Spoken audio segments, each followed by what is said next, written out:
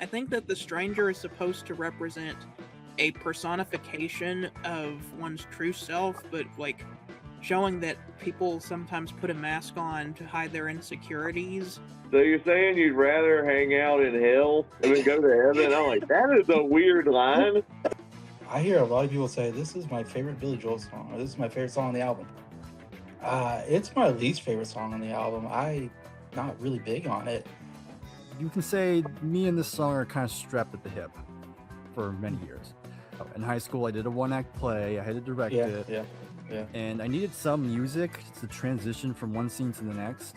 And I heard the piano intro, the piano whistling intro, and I just thought, perfect. The only time I ever listen to the song is because it's on The Stranger. That's the only reason why I ever listen to it. All the other 8 songs, I could go back to the other 8 songs and get a good kick out of it. This is like purely for The Stranger. It's just one of those songs that I'm like, it's fine.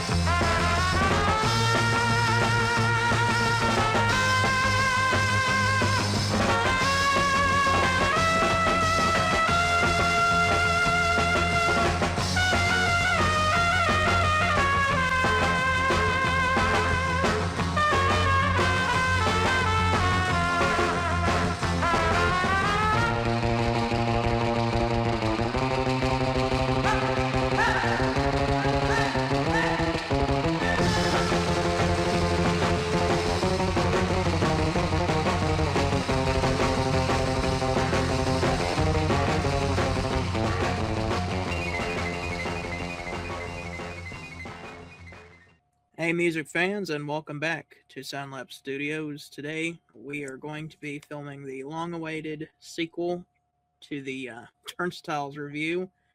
This album is the big one. We are reviewing The Stranger by Billy Joel. This is Billy Joel's best-selling album.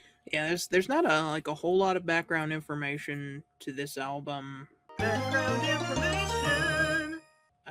Billy Joel had gotten out of the bad record deal. Well, he's still having to pay royalties to that other record label, but he pretty much now has the freedom to do whatever he wants after moving back to New York. He was rejuvenated on the last album.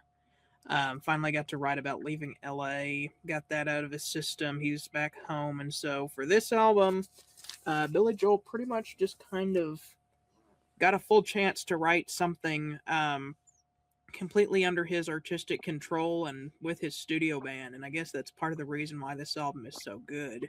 It's a good one to start out with if you're new to Billy Joel. Yes. It's got some iconic songs on there. There's other albums that I think are even better than The Stranger, but this is still a great album with a lot of great material, and I'm excited to talk about it. Yeah, this is the first Masterpiece album, I think, and he has a string of Masterpiece albums, I think, after this. This really made him like one of the greats, this album just shot him up to great status, I think. I have a very strong bond with this album because I was listening to it in high school, and there's one song in particular, which we'll get to, where, yeah, that bond has stuck with me for a long time. I just love the album. When I was first getting into buying records and collecting records, I was a big fan of Billy Joel, and a lot of his big songs I found out were from this album. So I listened to this album, and my brother actually found it at a record store and bought it for me. I'm like, oh hey, it's a Billy Joel album. So I listened to it, and man, such a good album. Every song is just fantastic, and this, in my opinion, is Billy Joel's best album. Oh, this is an incredible album. I've been very much looking forward to doing this album review. All I gotta say is this is like This is like an album that I like to listen to when I go to New York. You know, it's like Yeah, it's like a New York album, but yeah, that's a New York album. Yeah. really really good album. All right. Well, without further ado, we are now going to get into track 1, Moving Out. Moving Out. So this is one of the 5 big singles from the album. It's got a really good groove to it.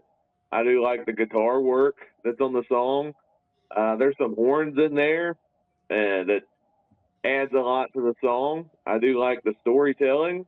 It's about a guy named Anthony who works in the grocery store. He's fed up and he's ready to move on with his life and do something else and something better. Oh my gosh, what a great way to start the album, and definitely one of the most like well-known, I feel like, Billy Joel songs like you hear on the radio all the time for a good reason. I think the horns make the song so great. Like I said, when I listen to it, I go, man, I love the horns so much. Uh, and of course, I love the, you work so hard, you give you a heart attack, tack, tack, tack, tack, tack. You know, the way he does those kind of wording is so fun. Just a fun listen. Yep, 3 for 3 on this. Yeah, it's the perfect album opener for this album. Yeah, it doesn't waste any time. It just gets right into it. That groove. I mean, it's called Moving Out. Emphasis on moving because it does get you moving. With the drumming and the guitar work, like we all mentioned, is really good, very memorable.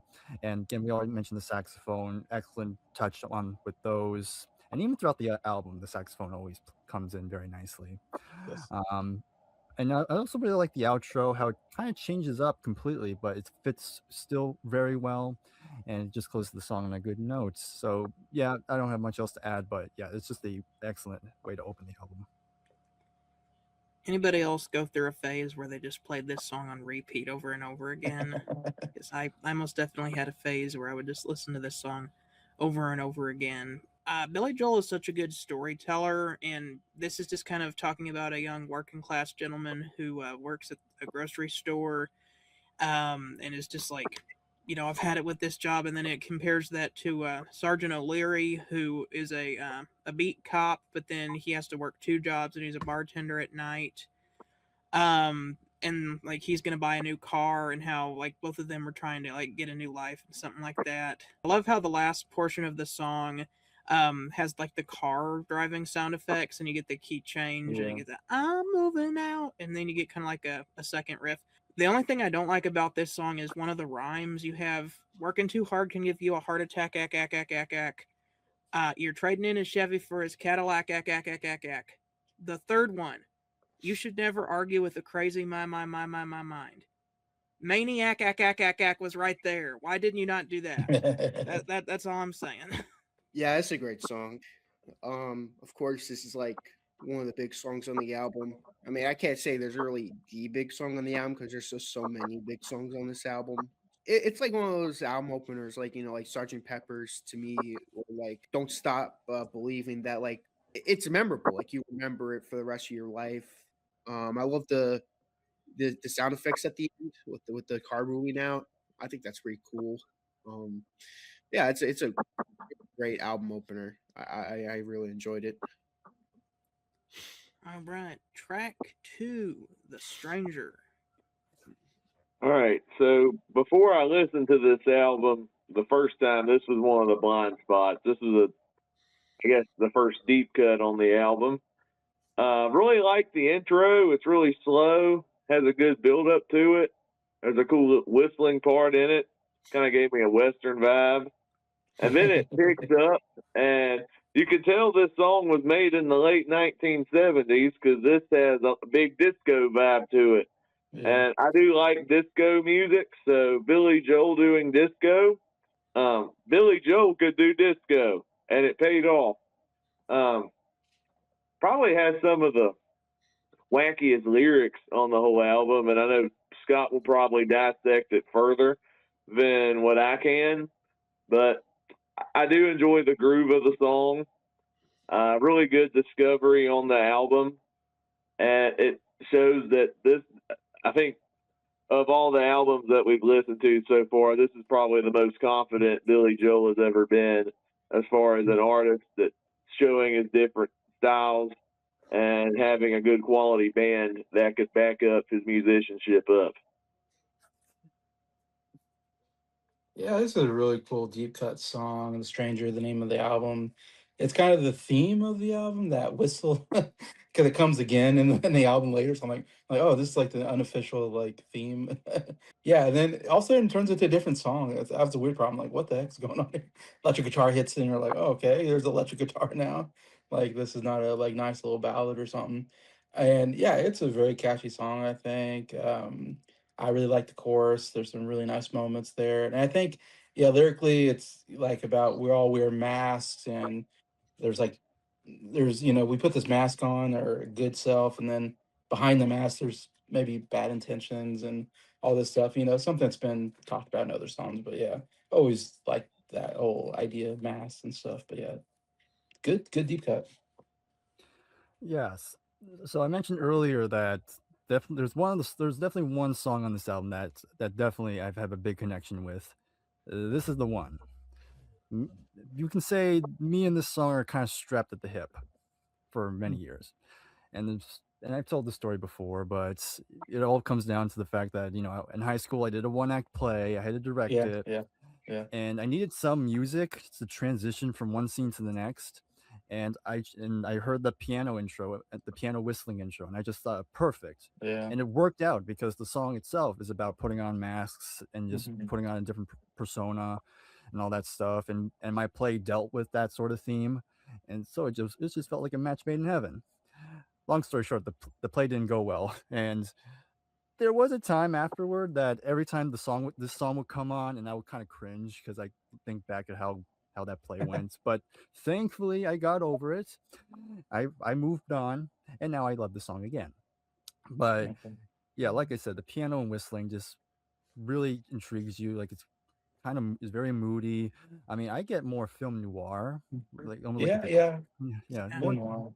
yeah, kind of like something you hear in those sort of movies. Yeah. And it's really good, just really setting the tone. But then, like Jason says, like once it switches, then it's like a completely different song. And yeah, it's very funky. And because it's funky, got some great bass work on here, which is nice. And I also really love the guitar work on there. Again, very catchy guitar work on it. And I like how Billy's playing on like different voices too. Again, different personas, different voices. I think it also matches the song very good and very groovy all the way through. And I like how it does go full circle and ends with the same whistle piano out for the outro. And of course, we'll hear it again later. But it's just an excellent title track and excellent way to follow up the first song. Yeah, this song is amazing. You guys have already said lots of great things about the intro with the whistling and the piano, very vibey. I like to call that part the Stranger's theme.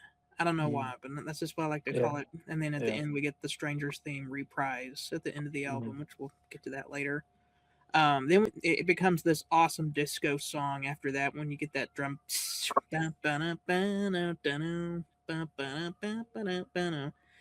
Great groove. And the chorus, I love when the chorus breaks down and you get him doing the high harmony with the "Don't be afraid to try again. Everyone goes south every now and then." Ooh. And then he's like singing that like down and up an octave. He has like three different harmonies Yeah. parts on there, and it just sounds really cool. Lyrically, this may be the most interesting song on the album. I think that the stranger is supposed to represent a personification of one's true self, but like showing that people sometimes put a mask on to hide their insecurities. And he talks about all the different types of masks. Some are satin, steel, silk, and leather, or whatever. It's like people can put on like different personalities when they feel insecure about themselves, and whenever they show their true self, it almost seems like a stranger, basically. Like Billy Joel was saying, like in the second verse, he talks about like he found the stranger with his girlfriend because he thought that his relationship was going good. Then he came home to a woman he can't recognize. He asks for a reason, and she doesn't answer. And then he says, "Then the stranger kicked me right between the eyes," which means, oh, she was just putting on a mask to hide her insecurity. Now I see who she really is, and that's the stranger. I think that's kind of lyrically what this song is. And then at the end, it kind of just is like, the stranger isn't always a bad person. Like you're not always hiding who you really are because it's like your inside is a bad person. It may just be because you're insecure. Is kind of I think what he's saying with the last verse.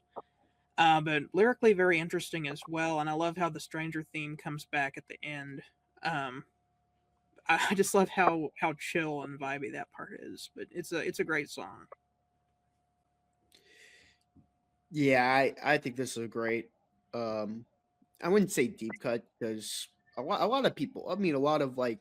I wouldn't say it's like a super big radio hit, but it's definitely like anyone who's listened to Billy Joel before I know has heard this song. So I'd say it's a hit, but not like something you would see on I like guess more all like the. a fan favorite. Would be a better It's like word. a fan favorite. Yeah, Everything other than "Get It Right" the first time on this album is a well-known Billy Joel song, pretty much. Yeah. pretty much. It's a great kind of like hidden track.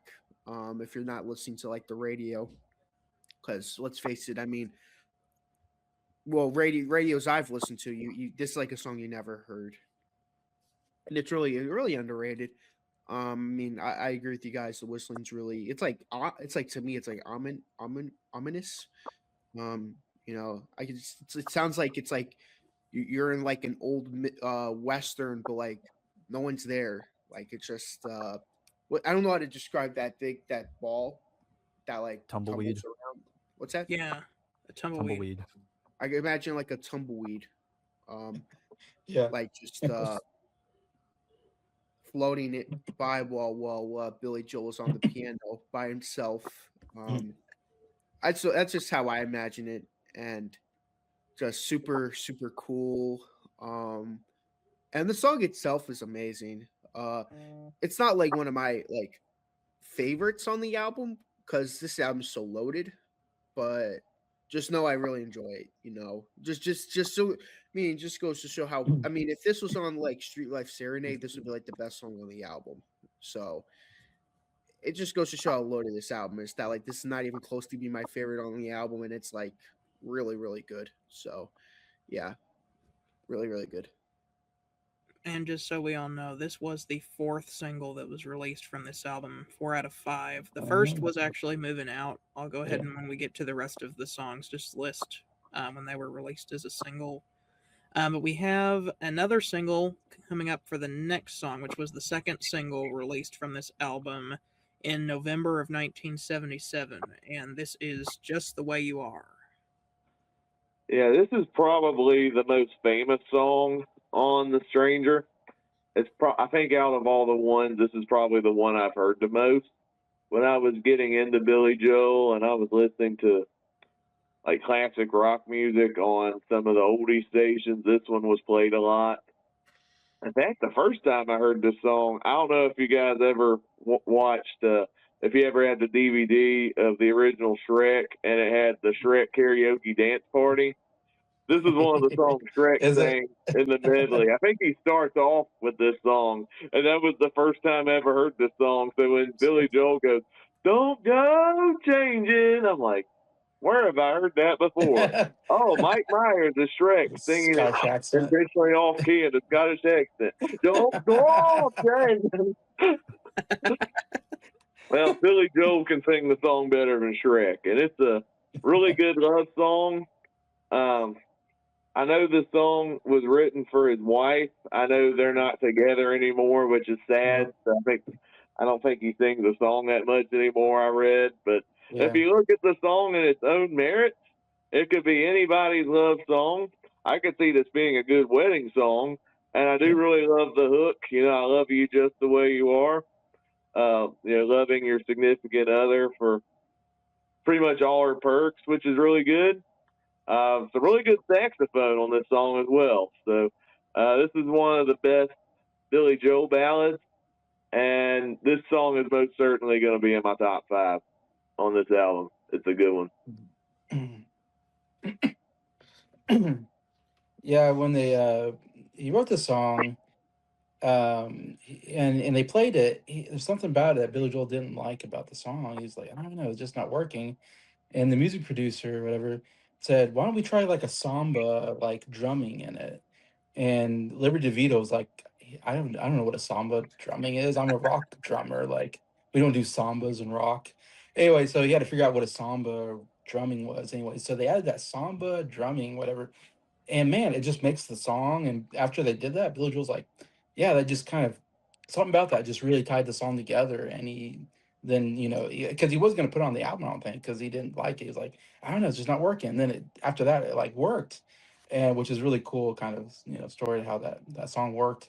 Also, yeah, when they were deciding like what singles should we put out, of course the company, the record company, was like, "Moving On Out" should be our first single, which was a good choice. It's a great song, and it was a hit, so good choice, all that. But then they're trying to say, I think in the documentary I watched on Billy Joel, the wife on there says that she said, "Okay, you picked the first song, let me pick the second song."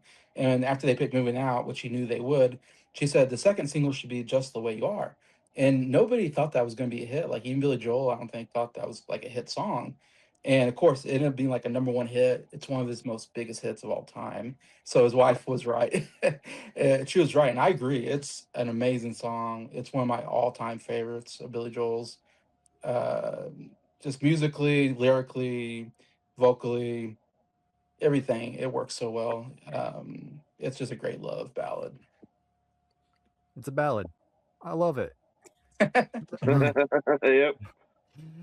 Yeah, I mean to go more in depth, but yeah, I mean this is one of That's it. the this is one of the Billy Joel songs I've always go back to. I mean it's just a gorgeous love ballad and just really nice heartfelt lyrics, and again Billy's vocals on here again sound very genuine, especially for that time at least.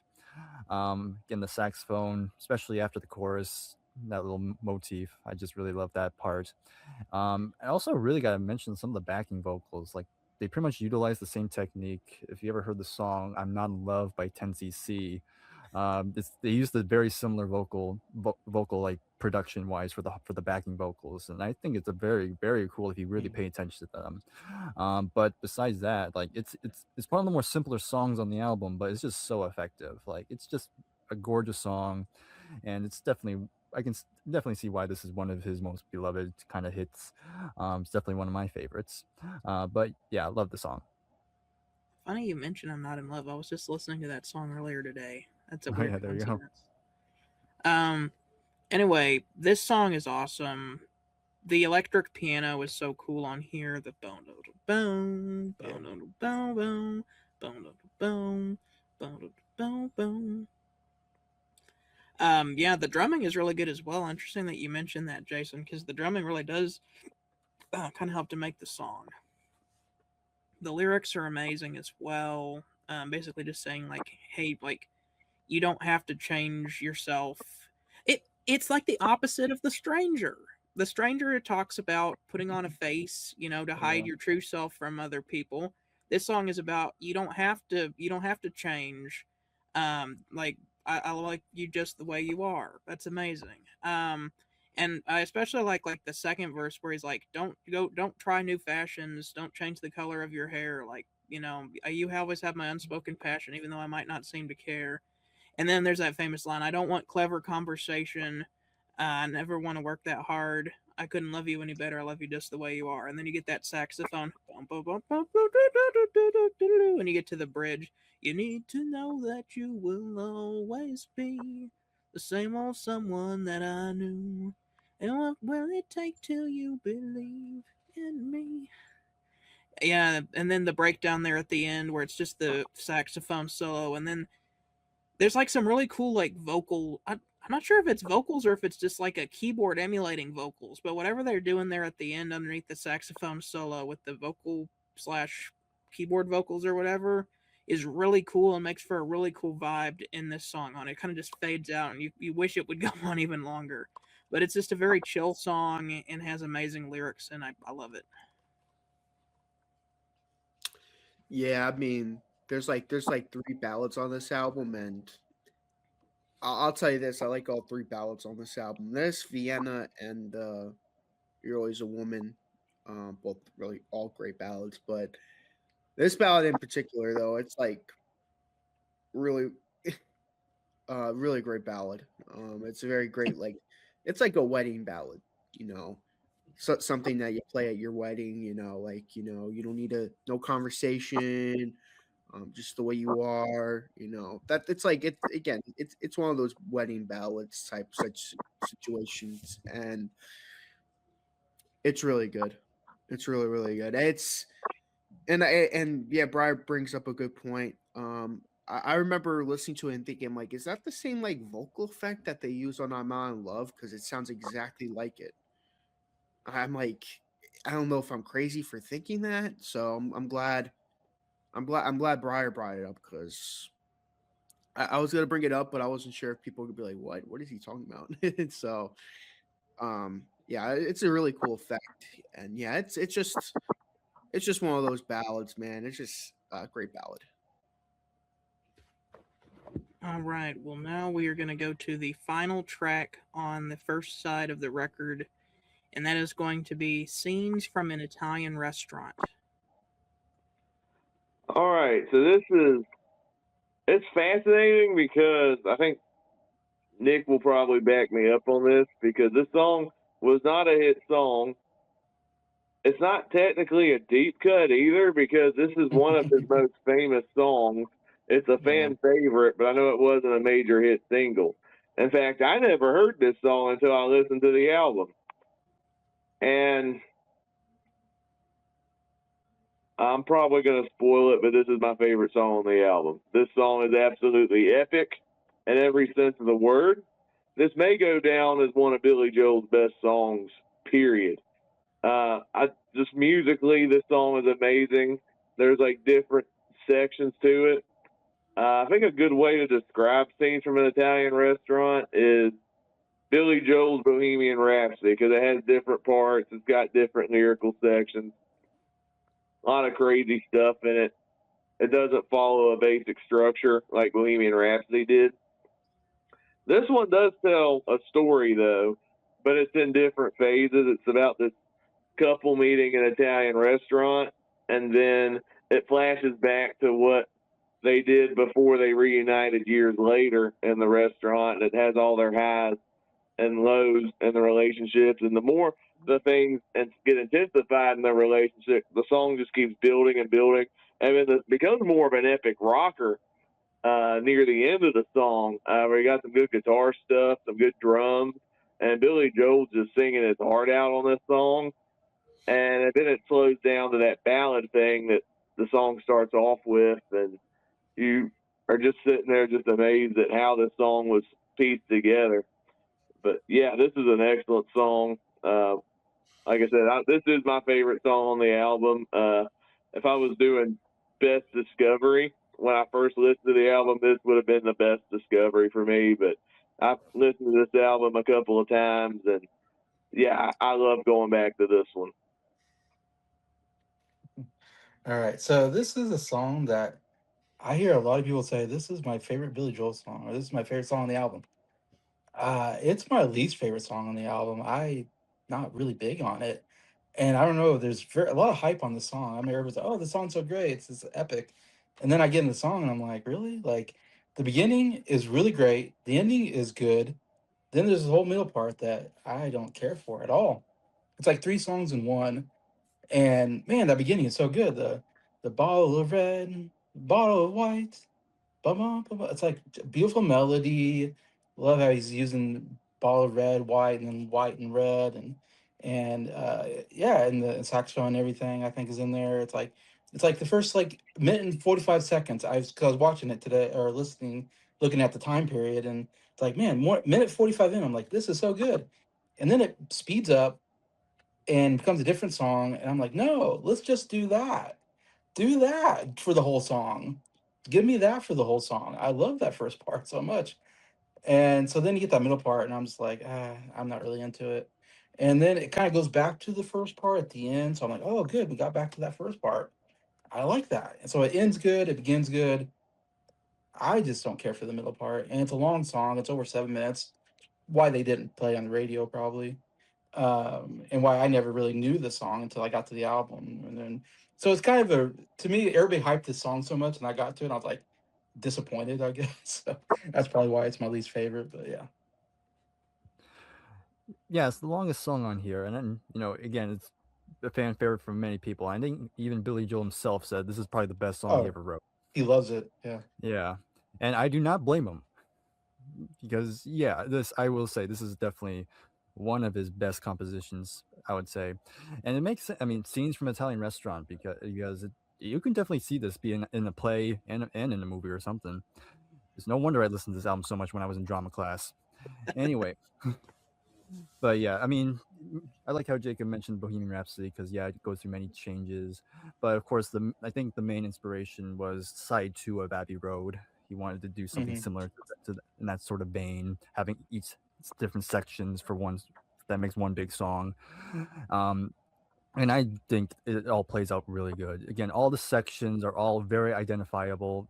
All of them are very memorable with some great moments. Again, good variety in there too. Great piano playing. The drumming is just off the chain. And yeah, and like it does come all full circle, and the storytelling is definitely really well put together. It's just very cinematic, as I said before. I can definitely, like I said before, but yeah, I can see why it's one of Billy's best ones, and it's definitely one of my favorites on the album for sure. This is a song where I know the time and the place where I was whenever I heard this song for the first time. It was when I had raided my parents' CD collection and found a Billy Joel compilation, and I had only known Piano Man before that. I loved that song. So, took that CD. We brought it in the car, my brothers and I, when we were on the way to choir. My dad was driving us to choir practice.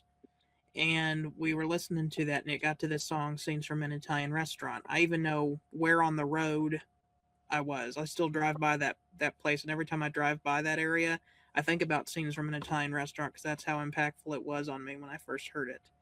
It was so good that whenever the song ended, everyone in the car was talking about the song, trying to talk about the story, like what does that song mean?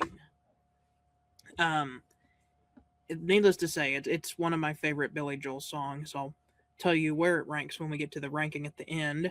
But you start out with just that piano, that ba-da-da-dum, ba-da-da-dum, and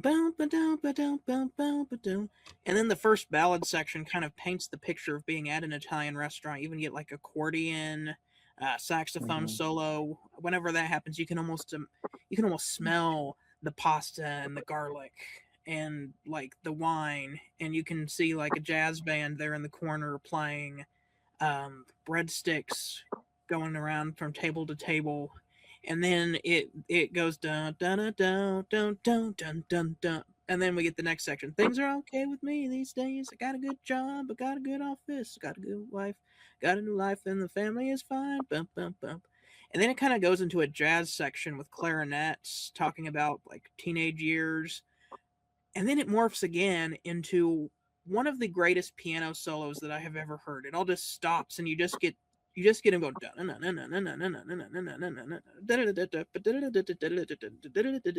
The first time I heard that, I was like, no wonder they call this guy the Piano Man. That is insane. Like, and I saw him play this song live. I wanted to record him playing that piano solo live because I wanted to see if he could do it live, and he did. He nailed it.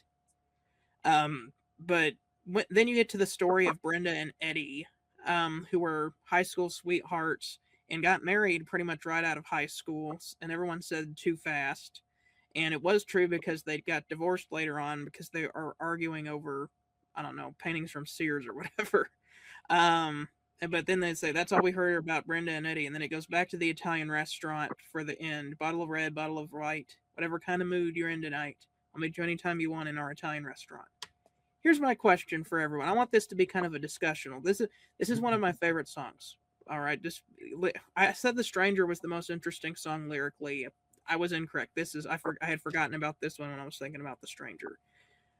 What does this song mean? All right, is it about, because there are several different interpretations that you could take. Are Brenda and Eddie the couple that is meeting in the Italian restaurant, reuniting years later, and then it flashes back, and then it flashes back to them again, trying to reconnect? Or is this just stories that you hear at an Italian restaurant that a couple is having a date, and then you go to the next table and they say, I got a new wife, I got a new life, and the family's good. You go to the next table over and they're talking about, hey, do you remember Brenda and Eddie back in high school? Like, what do you guys think it means? It makes more sense. I think the first story makes a lot more sense. Yeah.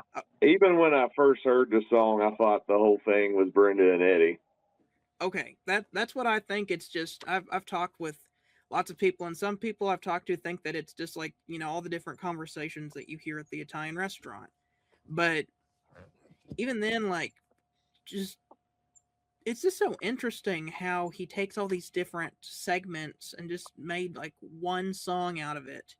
And the transitions are just so good, and like it even like the keys change too, like just the way that the songs go to the different segments, and it all just works together to tell this big story when it comes full circle, like Breyer said, from the Italian restaurant ballad to the Italian restaurant ballad there at the end. And like you can kind of just feel the atmosphere of the song. Like it's just so good. Oh yeah, this is this like I mean, I'm sorry, Jason. I strongly disagree with you on your review. I I know still everybody would. I know I'd be the one that would be different, but yeah. this is like one of his best songs ever. That's what people say, but yeah. It's like, and the part that I disagree the most is I think the middle part is the best part of the song. Like the two like the five parts of the song, especially the. Nobody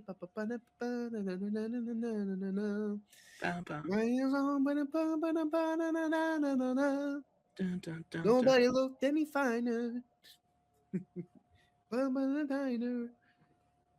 And I love the part of the song where it's like, but she can never afford that kind of life. Whoa, whoa, whoa, whoa, whoa, whoa. Yeah, it gets nasty at the end of their relationship. They start arguing, they break up. It's like, whoa, whoa. It makes it sound happy-go-lucky almost, like it's like so upbeat, but like the story's so sad at the same time. Yeah, I like the story though, how like they're being back up at a restaurant and they're like, and then it goes back to it's like it's just a great story overall. And yeah, if I was Billy Joel, this I would be proud of this song too if I was him. It's really that good. All right, that is going to end the first half of the album. Flipping the album over, the first song on the second side is Vienna. All right, so I didn't really have time to listen to the album again before this review, but I've listened to this album about 3 times now, and so I think out of all the Billy Joel albums, this is the one I was most familiar with. However, I blanked out on Vienna, and I'm like, before we go live, I'm going to re-listen to this Vienna song again to refresh my memory. I'm glad I did, because I think Vienna might sneak into my top 5. It is a beautiful ballad. I love the piano playing on it. It's another good love song. I think there's about 3 really good love songs on this album. And this is a really excellent deep cut. Some of the best vocals on the whole album from Billy Joel. And I loved every minute of it. Yeah, this was a song that I don't know if I was that familiar with it, even though I knew the song, I think, and I maybe heard it, a handful of times. And then I watched that Billy Joel documentary. We talked about this song, and I didn't realize his dad left the family when he was a kid and went to Vienna. And then he reconnected with his dad later on in Vienna, went to Vienna and met with his dad, kind of reconnect with him. And then he wrote this song about his dad kind of leaving for Vienna. And after I heard that story, I fell in love with this song so much. Like, this is one of my all favorites now. It wasn't before, but after I watched that documentary, I don't know, it gave me a new thing. Like, oh, I didn't know the story behind the song. And that beginning, that first line of the song just hooks me right in. I love that first line, it's about the something child and juvenile and it's interesting. The song seems to be about slow down, just something.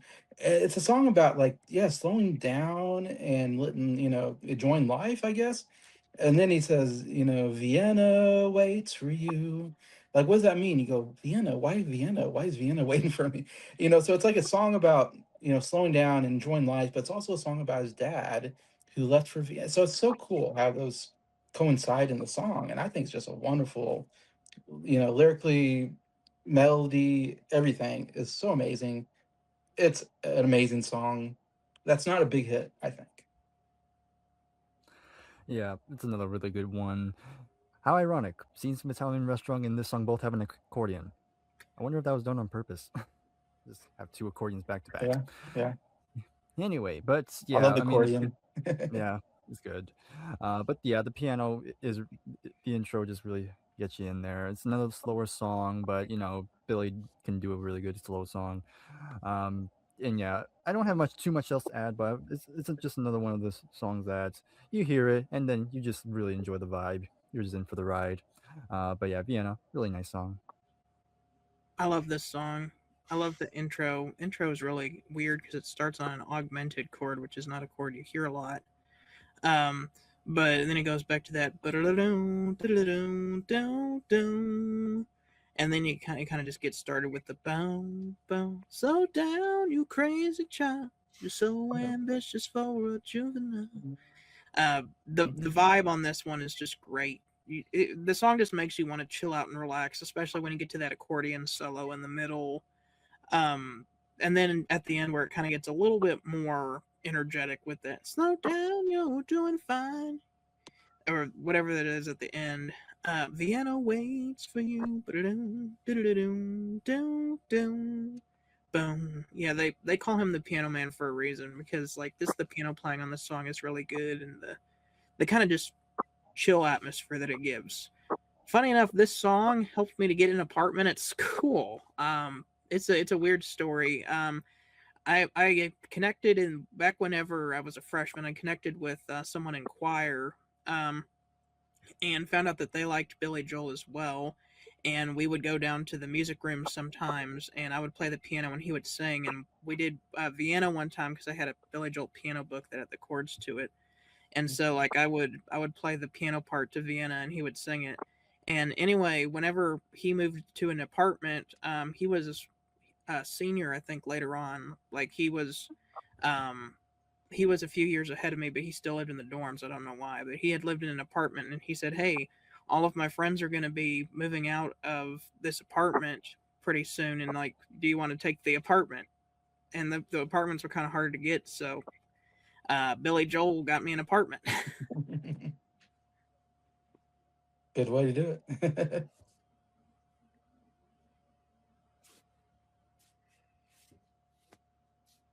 I love this song. This used to be my favorite Billy Joel song at one point. Not that it's gotten worse. It's just Billy Joel just has so many great songs. It's kind of hard to kind of have one favorite song for me. And it's a beautiful song. Slow down, you crazy child. You're so ambitious for a juvenile. It's like, Oh yeah, so good. he sings it so great. Vienna waits for you.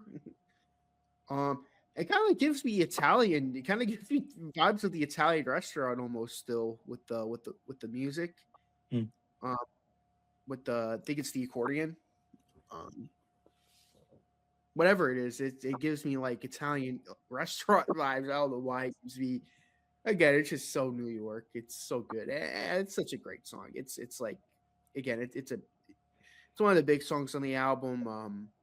Famously, Billy Joel said if he had the choice between this song and Just the Way You Are, he said he picks this song every time. Yeah. Very personal to him, I think. Yeah. Yeah. All right. Well, the next song is going to be another one of our singles. This was let's see. This was the fifth and final single that was actually released in 1978. This one got Billy Joel banned. It's called "Only the Good Die Young." That it kind of helped the album to sell more because the people wanted to know what was banned, but this song actually got banned in some radio stations. All right, only the good die young. Yes, This, I'm curious about Jacob's take on this this this may be a hot take, but I do think this song is overrated. song. The crazy thing is, Yeah. on a production level, this song is amazing. Like, I love the piano intro. It's got a good groove to it. I do like some of the guitar parts. And Billy Joel was belting it, especially in the chorus and some of the verses. I really like that aspect. There's a really good sax solo in there as well, but lyrically, this song just never sat right with me. Like Yeah. the verses, he's talking about going up to a Catholic girl because he wants to do it with her, Yeah. even though she's a very protected girl or whatever, like pure and she's like a pure virgin or whatever. And I was just sitting there like, why are you trying to harass this girl? Like, what's wrong with you? That's just ew. Like that part just never sat well with me. And then there's a line in the bridge, and of course, I'm a preacher of the Bible and stuff. There's one verse that's never sat right with me, even before I got into preaching and all that. He talks about. Let me see if I can. I might have to paraphrase it. They say Laughing. there's a heaven with those who are great. Some say Yeah. it's better. I say it ain't. I'd rather Yeah. live with the sinners and die with the saints because sinners are much more fun. So he's pretty Laugh much with the saying sinners instead of laugh with the sinners and cry with they the cry saints. with the saints. Yeah.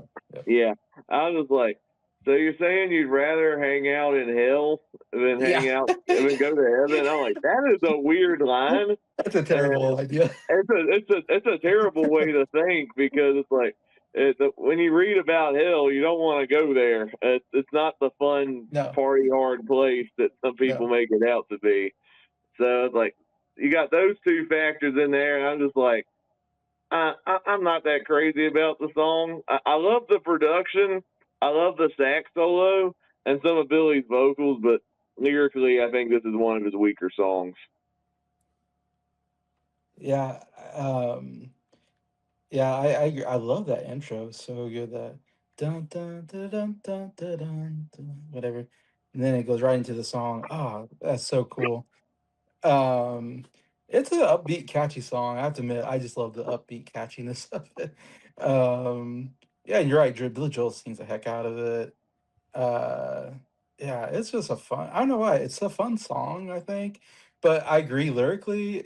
I disagree with the lyrics. Like I agree with what Jacob said. That it's yeah. uh, There's no laughing with the sinners. Yeah, and then cry with the saints. Like no, you want to. It's like you want to be with the good people, not the bad people. But this is kind of a song about a bad boy, I guess you can say. I guess he's a bad boy. He likes to hang out with the bad crowd, and yeah, he's trying to, I think, sleep with this Catholic girl. It seems like what this song's about, and it kind of makes me laugh in some senses. In real life, that's terrible. I agree, that's terrible. I don't know why, but I think, yeah, I mean, when you're, I don't know. I think when you're a teenage boy, you're just, yeah, you're trying to have sex with as many girls as you want if you're not a Christian, and you don't have that, which is not the right way to live, but I can see that, yeah, if you're in that mindset, yeah, that's probably the way you would think. And that's the way Billy Joel probably thought when he was younger.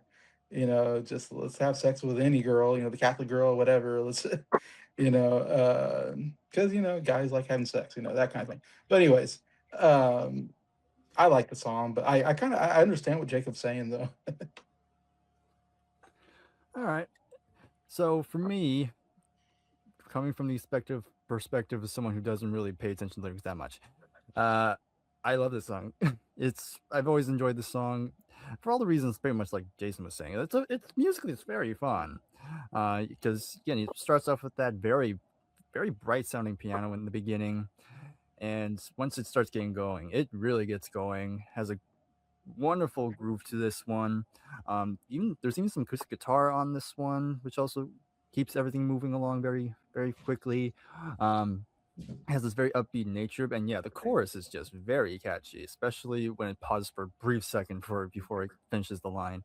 Always that was a little fun moment, and yeah, Billy's vocals I love. I've always loved when Billy puts more grit into his vocals, like Hmm. I really like the more aggressive nature to it.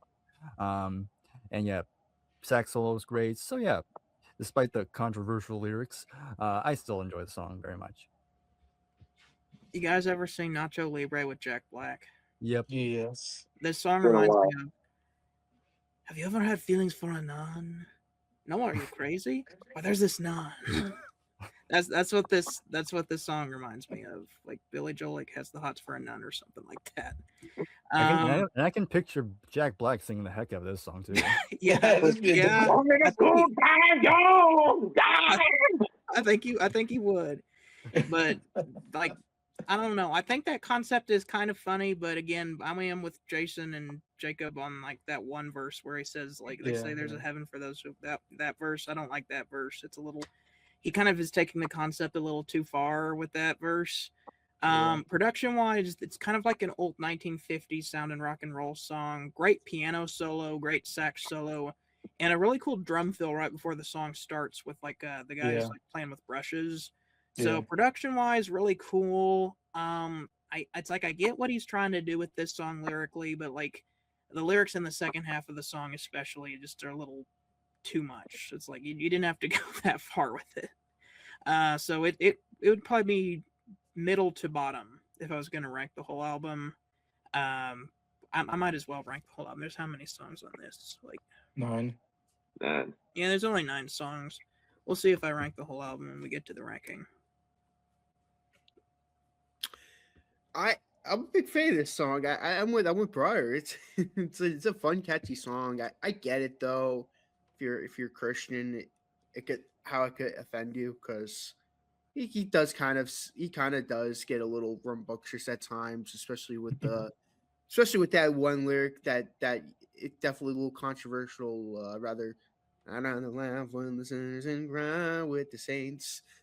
But it's so catchy though. I don't care about how controversial it is. To me, it's just I don't know if it's because I'm not religious that I don't find it offensive, but it's just so catchy the way it says, I'd rather laugh with the sinners and cry with the saints.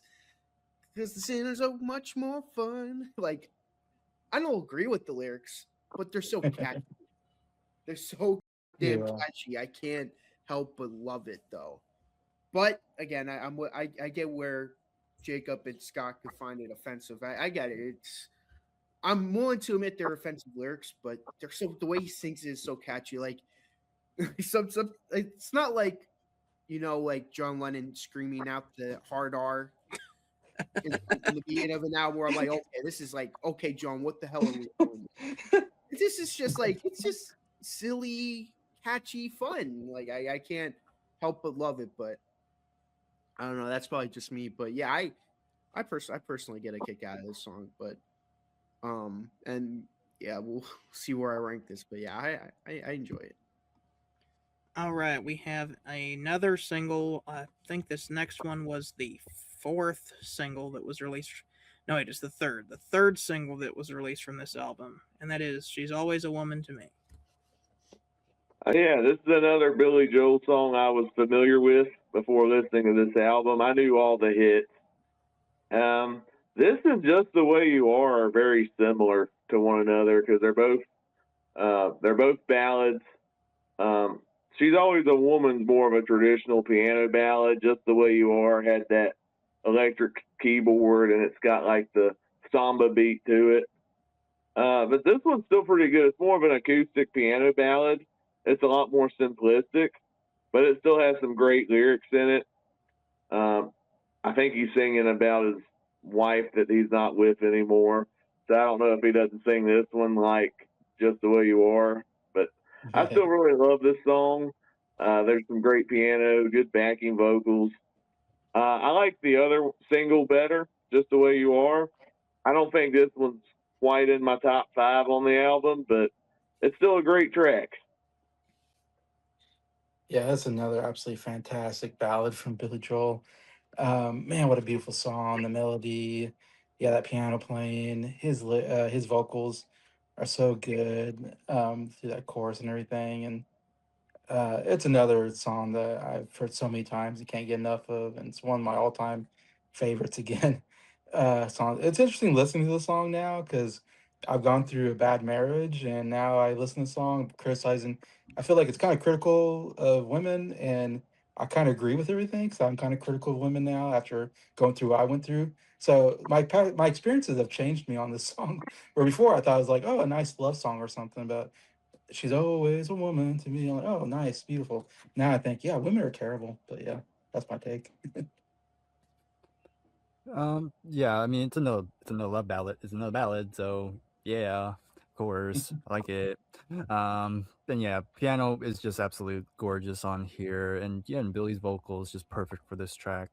And even the little acoustic guitar was a nice touch and nice simple bass on here.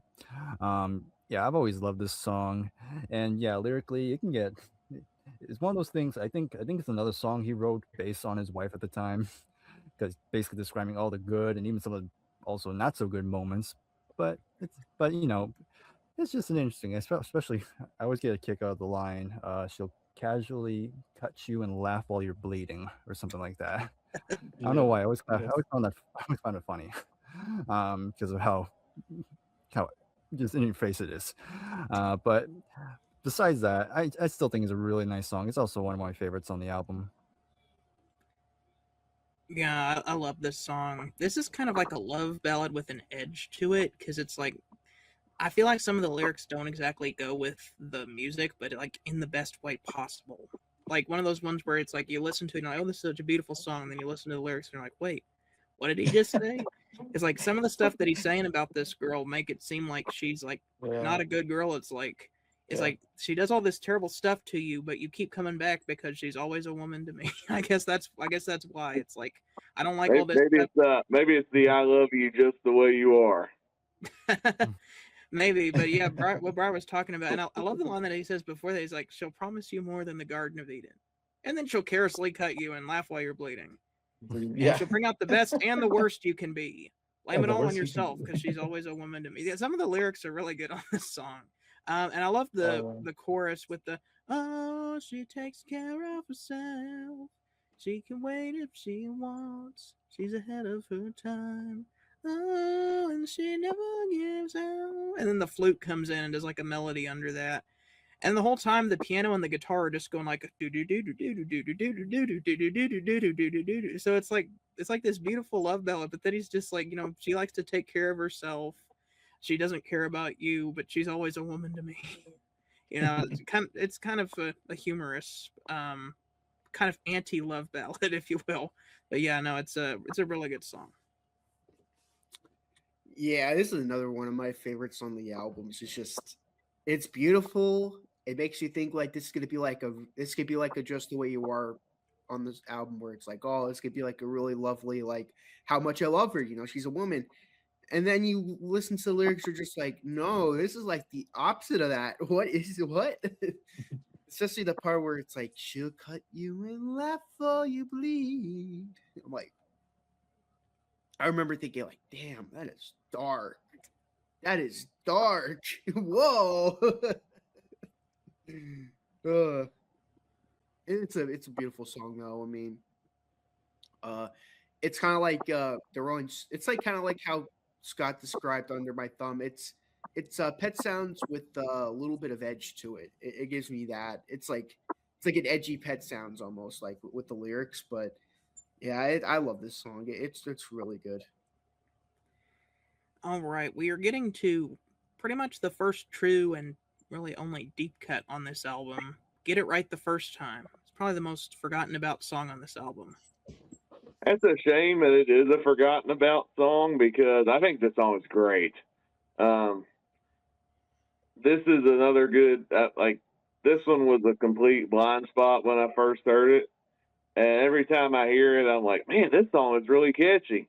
It's another one where like Billy Joel just sings the heck out of it. There's some really good guitar and piano work on here, and I just love it when he goes, "Get it right the first time." And I'm like, man, this is a underrated gem. I don't think it's a. I think this one's just gonna miss my top five. But if I had to give an honorable mention, it's probably gonna be this song. I think it's great. Yeah, I thought the song was all right. I agree. It's like on an album that has so many amazing songs, it's easy to forget this one. And even now, I don't remember much about the song, except I thought it was all right. Yeah, I mean, when you hear people talk about this album, it's usually the last two songs people tend to like gloss over. Even yeah, Yeah, especially yeah. this song. And I kind of wish it got more appreciation because I think it's also really good as well. Because musically, I think it's really excellent. There's some really good percussion on here. It's another good upbeat song, and some more fun Billy Joel vocals on here. Yeah, there's just so many different elements to it that I really like, and just kind of keeps my attention at least. But I just have a lot of fun with this one. But I do kind of get why it's kind of not really talked about because again, it's not. It's kind of. I mean, how do I put it? Like, it's again, it's not as immediate as some of the other songs we've talked about. But once you really give it more time, it'll get with you. You'll groove with it. Yeah, I like this one. It's still my least favorite song on this album, but I still really enjoy this song. All the songs are really good here. I like the kind of the main hook, that banana no, banana no, and then there's like a cool drum intro before that, and then there's a flute thing. Um, Lyrically, it's kind of just talking about trying to make good first impressions. I guess he's like trying to introduce himself to a girl, and is like, well, you got to be careful about how you do it because you got to make a good first impression to make it last or whatever. And then the flute keeps coming back in with the do do do do do do do do do do do do do do do do do. This song is very 70s. I'll say that much. You listen to this and you're like, this sounds like it's straight out of the 70s. And it's a good one. It's a fun song. I mean, I won't lie. When I first heard the song, I'm like, this is like one of the weakest songs I've ever heard from him. But it's one of those songs that have to grow on you. For me, it grew on me a lot. It's a fun song though, especially with the la la la la la la la la la la la la la la la. I think that part is fun. I think that is definitely the moment. It's like the parts of the song that makes it fun for me. But yeah, I really enjoy it. But And yeah, really great song. this is going to lead to the final song on the album, Everybody Has a Dream, with Stranger's Theme reprise. All right, everybody has a dream. So, I think of this song in two halves. The one half, when it's Everybody Has a Dream, I think it's a great album closer. It's a good slower ballad. It almost has kind of a gospel vibe to it in the way that it's sung and the backing vocals. I do like that hook. Everybody has a dream. I really like that about the song. But then you get to the second half. Why did you reprise The Stranger at the end of this song? Like that intro to The Stranger. I just felt like it's a weird thing to put on the album. Kind of like how I felt about, I think, the American Woman album by Guess Who, where it has like the intro to American Woman at the end of the last song. And I just felt like it's tacked on space. Like, I think if you had just ended with Everybody Has a Dream, I think it would have fit the album very well. I don't like the tacked on ending, but the song itself is really good. So it's really weird. It's kind of like how Jason feels about that middle part of Italian Restaurant. It's like, I like the main course, but then the dessert is just, I'm too full. I'm ready to move on. It's weird. Yeah, it was interesting when I looked at the song and it was like 6 minutes, maybe. I don't know. It was a fairly long song, and you're like, wow, there's a long bit to closer, so it makes sense. Yeah, I like the gospelness of it, the choir behind it. When I like that, it gives it kind of a yeah. This sounds like a song that should be the end of the album. Yeah, everybody has a dream. I like that chorus. It's a really good chorus. It's overall, I think, a really good song. Yeah, and then there's like 2 minutes. It's like I remember I was looking at it and I was like, the song's ending. There's 2 minutes left, and I'm like, what the heck? There's 2 minutes left. The song's over though. Like, is it gonna be 2 minutes of silence? I'm confused. And then it goes into the stranger theme. I'm like, oh, we're going back to the stranger, like the piano and the whistling for like the last 2 minutes of the song. And I loved it. I thought it was so cool to end it with the theme, I guess. I like it kind of closes it out like it's like this, circular album of like, except that The Stranger doesn't begin the album. I almost wish The Stranger began the album, so you get the whistling at the beginning, and then at the very end of the album, you get the whistling again. But then again, Moving Out is such a good opener. I get why you want to do Moving Out. That's such a good opener. So, but yeah, I love the idea of The Stranger opening with the whistle, piano, and closing with the whistle. It makes it this, opener and closure. That's kind of cool. Band on the Run does the same thing, where you begin with Band on the Run, and then 1985 ends with a reprise of Band on the Run. I don't know. I like it. I thought it was a cool idea. Yeah, for me, this is probably one of the more underrated songs on the album. I've always loved this one, and like Jason said, I like the gospel aspect of the song, and yeah, Billy's vocals on here are just absolutely passionate, really good, and piano playing is really good, and there's even a little bit of acoustic guitar with some electric guitar licks in there, and I just think the chorus is just so powerful. Like, it's just, yeah, of course, everybody has a dream. And I've read that this song kind of dates back to 1971, around the time he was doing his first album, and that makes the album make this song make more sense. Um, and I agree with Jason. I don't mind that it reprises The Stranger, because again, I think The Stranger is like the main theme of this album, so I think it's fitting to close it with it. And it's almost like I said, you're watching a film noir movie, where we're watching the end credits now. Yeah. The detective has their It's cigarette in their over. hand as they lean back on their desk waiting for the next case. The end? Question mark. Yeah, exactly. But yeah, I've always loved this song. It's not quite in my top 5, unfortunately, but it's an honorable mention. Yeah, this is Billy Joel really gets to channel his influence from his musical hero Ray Charles on this song. Billy Joel's a big fan of Ray Charles. He even gets to do a duet with him later on in his career, which is really cool. But I think this song is Billy Joel trying to do something like Ray Charles, because you can definitely tell that Ray Charles is an influence on his piano playing when you listen to it. That kind of soulful gospel feel, and there's some good organ on here as well, and the backing singers when you get to the chorus with the "Everybody has a dream. This is my dream." I think it's a really good album closer and a very soulful way to end the album. I actually really like that it has the Stranger reprise. It almost goes with the album, because Everybody Has a Dream is a very like hopeful song, but then what is the song The Stranger about?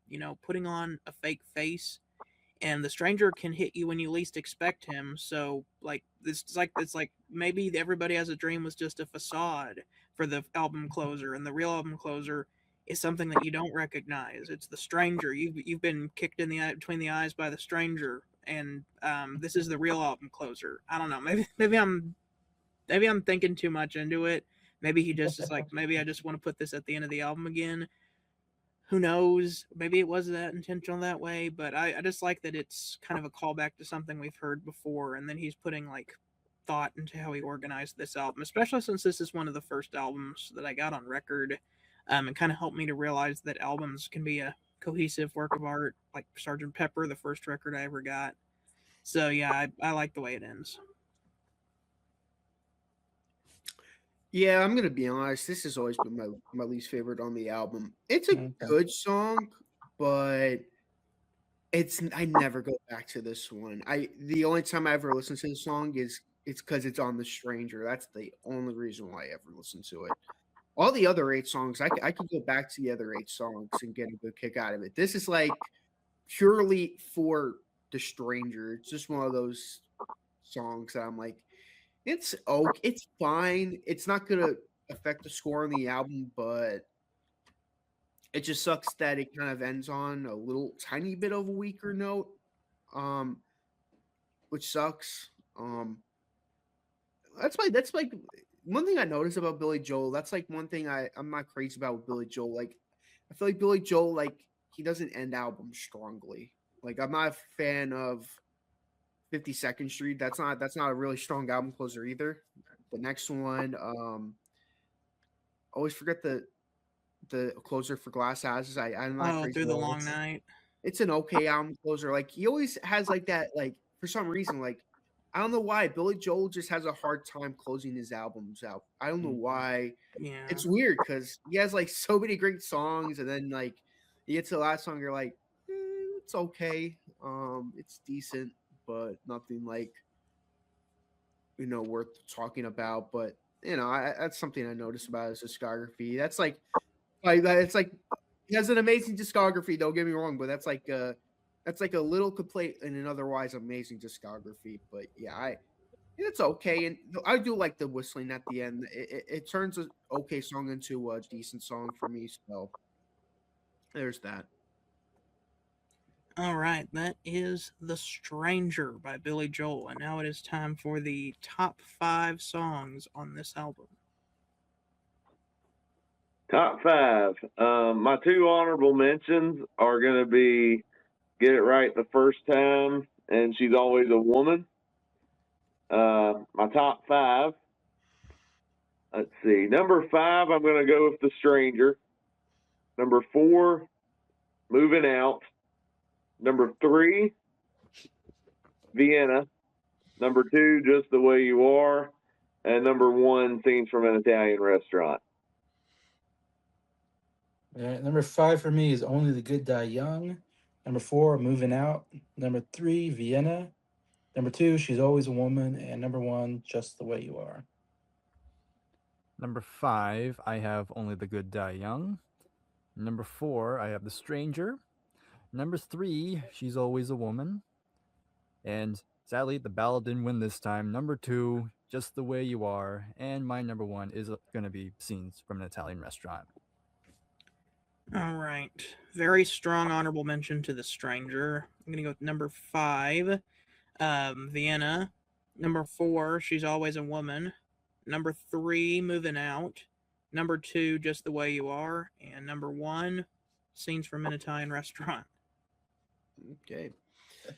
Number 5, I'm gonna go with Just the Way You Are. Number 4, She's Always a Woman. Number 3, Vienna. So I got all 3 of the ballads in there. Thankfully, I wanted to.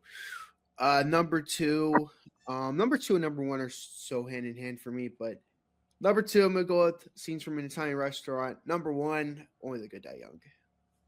Oh, wow. All right. And then what score are we going to give The Stranger? All right.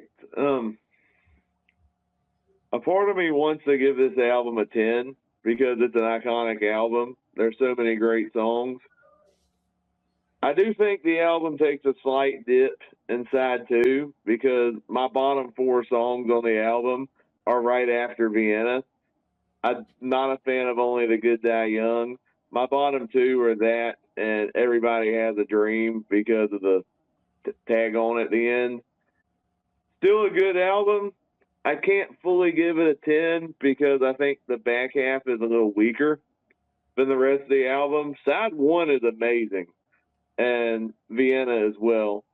And like I said at the beginning, since I've listened to all of his albums past this, there's some albums that I do think are better than this. I'm really excited to get to An Innocent Man. I really dug that album. But The Stranger is I think this is in my top 5 Billy Joel albums. I just think there's a few other albums that I personally like better than this. But I'm still going to give it a 9 out of 10. I think this is still one of the strongest albums. Yeah, for me, in the past, I think I'd given this maybe a 9 out of 10. And I always thought, like, it was maybe a little hyped. Everybody talked about, oh, Stranger is the best album. And then I've liked some other albums more. But now going back to it, and we did Cold Spring Harbor, and I gave that a 10 out of 10. And listen to this album, I like this album better than Cold Spring Harbor, so it's a 10 out of 10. It's like, I can't give it less than a 10 out of 10. Because if I'm picking this and Cold Spring Harbor, I'm picking The Stranger. So I'm like, if I'm getting out of 10, this is going to get 10. I mean, it's got 5 of some of his best music. So if it's got 5 of his greatest songs, in my opinion, it's a 10. Yeah, for me, this was an easy 10. This was one of my favorite albums, and one of the most important ones I've listened to. I mean, I've heard this album for many years at this point. I have that connection with that high school connection, even though I cringed at it I still kind of do these days. But I still think the songs still hold up, and I still really love all the songs, and I still stand. It's my favorite Billy Joel album, and I doubt it's going to change. So it's no brainer. I had to give this one a 10. I mean, this album is up on my record wall. That should show how much I like this album. It's definitely going to be a 10 out of 10 for me. It is my favorite Billy Joel album, and Scenes from an Italian Restaurant is my favorite Billy Joel song. So, 10 out of 10. Well, Jacob, you're gonna be the only one who's not gonna give it a 10 because I'm also giving it a 10. Yeah, I have to. This is like it's like one of those albums where like, you know, you have it as your favorite album by the artist. It's like no surprise to anyone. It's like it's the Who's Next. It's the Abbey Road. You know, it's like, you know, it's a big album for a reason. And dividing that by 5, the average score is 9.8. 9.8. So that rounds up to a 10. We'll just So call the it a average, 10. the average, Well, is at least it's still a 10 for everybody. all right. The average is still a 10. All right. Well, That's like the one time, I think it was Jason, you didn't give Abbey Road a 10 and it still averaged to a 10. Yeah. all right. Well, thank you guys for watching this review on The Stranger by Billy Joel. Join us next time whenever we will be reviewing 52nd Street, the album where Billy Joel holds a trumpet and is the jazziest Billy Joel album. Thank you very much. Can't And wait. remember that music is art and art is expression. We will see you on 52nd Street. But don't be a big shot, all right? Don't be a stranger. Honesty is the best policy. Hey, I don't care what you say. This is my life. Zanzibar.